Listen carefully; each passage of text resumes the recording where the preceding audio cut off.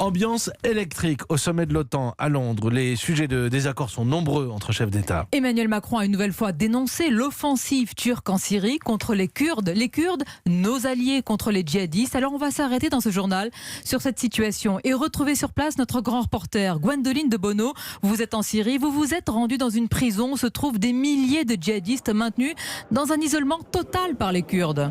Oui, les Kurdes n'ont rien dit de l'offensive turque aux 5000 djihadistes détenus ici, tout comme aucun d'entre eux ne sait qu'Abou Bakr al-Baghdadi est mort. Il y aurait une émeute s'il l'apprenait, nous dit un garde. Dans cette prison sont gardés les jusqu'au-boutistes, les djihadistes restés dans le califat jusqu'à l'ultime réduit de Barouz. Nous entrons dans une salle réservée aux blessés.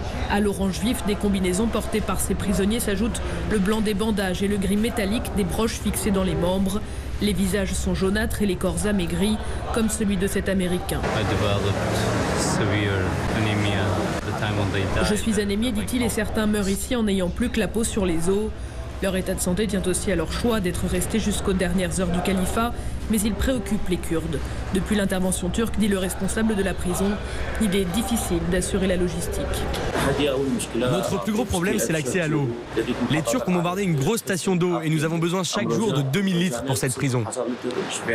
Désormais, il faut faire 90 km pour l'acheminer. C'est très compliqué. L'autre gros problème, ce sont les médicaments. Beaucoup ne sont tout simplement pas disponibles. L'offensive turque complique également les rotations des Kurdes qui gardent la prison.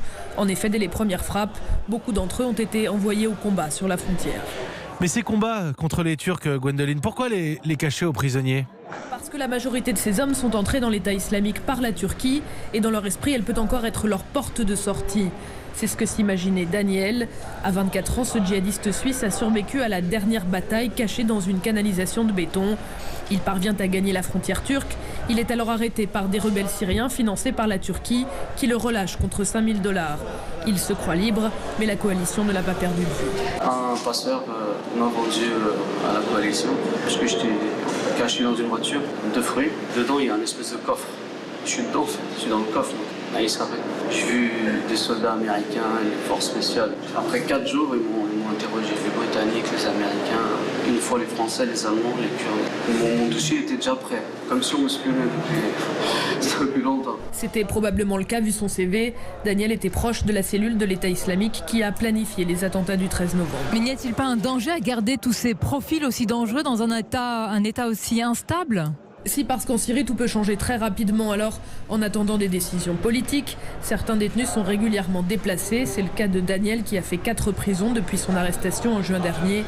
Ensuite, lorsqu'on regarde où se trouvent ces prisons, on s'aperçoit qu'elles sont toujours à portée d'intervention des bases de la coalition.